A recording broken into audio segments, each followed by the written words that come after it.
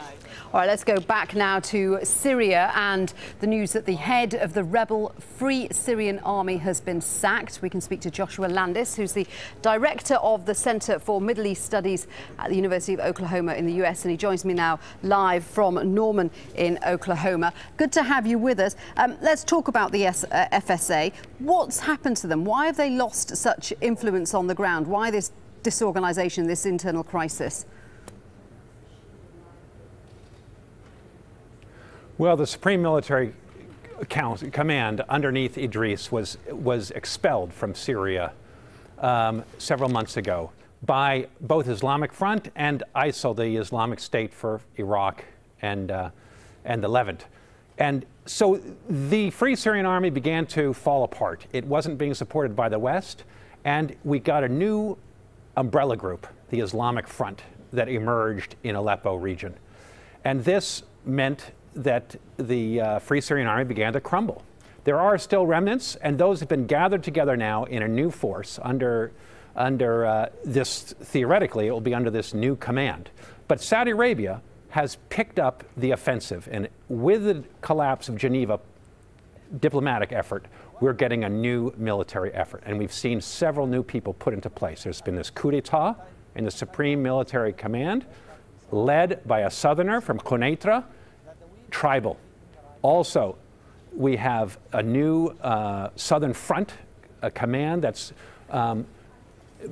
is led by another tribal leader, and the head of the entire Syrian National Coalition is also, Jarba, is a head of the Shammar tribe with close connections to Saudi Arabia. So what we've got are two significant changes. One is a shift of leadership from the north of Syria to the south.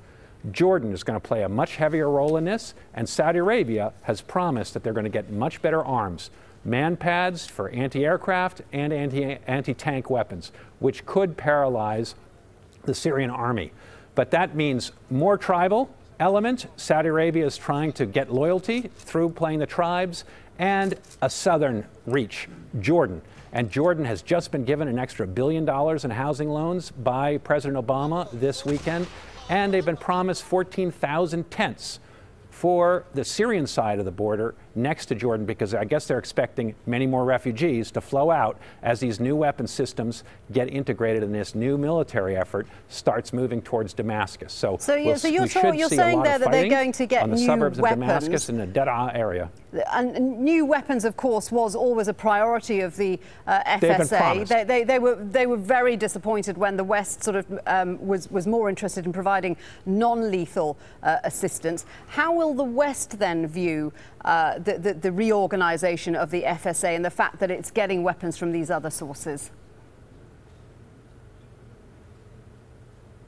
Well, we'll see. It seems to be that the West is going to give a new look at military power and see if these moderate rebels, as they call them, can be powered up to push aside the Islamists.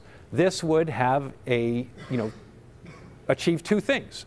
Theoretically, gain military muscle against Assad, and also sideline the jihadists and push them aside as well. We're going to see pushback, of course, from both sides. Interesting to speak with you. Thank you very much indeed for your thoughts there. Joshua Landis speaking to us from the University of Oklahoma. Always a pleasure.